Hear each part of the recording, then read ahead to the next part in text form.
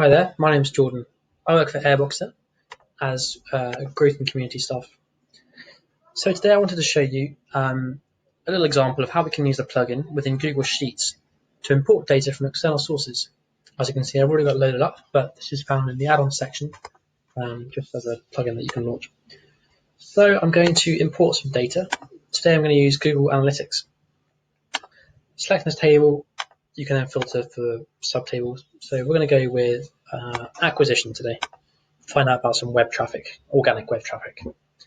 So I'm going to pick and choose what's relevant to me. One of the big advantages of using Airboxr is you can really cut out the noise of things that aren't directly relevant to your query or analysis. As you'll see in the next step, that's also available through filtering. So date, let's go source, medium, users, sessions, bounce rates, average session duration. That's good. Then we're going to, let's say, previous 2 months. So I'm going to select months and move that up to 2. Also, I'm only interested in organic traffic, so I'm going to filter my medium into just organic. Then you can summarize and group by. So summarization operation, this is basically just an analysis. So I'm interested in the average of my bounce rate and the average of my session duration. Whereas I think I'm more interested, to be honest, in the sum of the other two. So sum of users and the sum of sessions.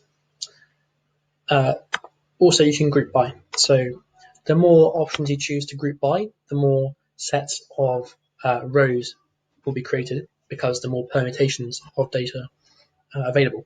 So I'm going to filter by date, group by date, sorry, I beg your pardon, and I'm also going to group by source. And that's good to import. This will then get pulled into the sheet. So instantly you can see mainly Google, some traffic from Yahoo. We've got DuckDuckGo in there somewhere as well. And when we have traffic from different sources on the same day, because we filtered by 2 different means of sorting, you'll see that we have duplicate of those days. So we had from Google and from Yahoo, for example. So it's calculated the average of the bounce rates for each day, likewise sessions, and the sum of my users and sessions. And this lets you make some basic comparisons. For example, we saw that although we only had 3 people, individual IP addresses visiting, we actually had 4 sessions, so someone came back twice in that day. So hopefully this has given you a useful insight into how you can use Airboxr's import function to make speedy decisions and quick analysis without leaving your sheets, or definitely without cleaning CSVs. Thanks for watching.